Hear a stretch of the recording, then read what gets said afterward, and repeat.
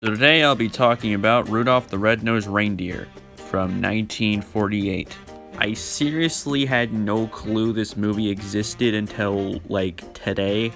When I was looking up Christmas movies, I found this and I didn't think it was real. I thought it was like a joke because I thought for whatever reason that the 1960s Rudolph the Red-Nosed Reindeer was the only one.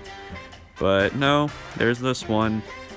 And it isn't really like what you'd expect, because all the reindeers kind of act like people and they talk. Not that they didn't talk in the 60s one, but they act like people, like they sleep in beds, like they don't act like animals.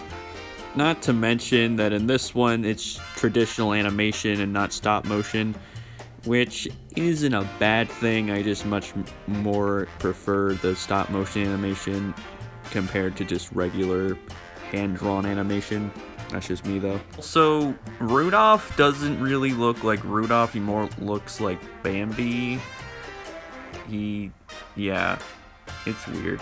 Especially because this was like around the same time that Bambi came out.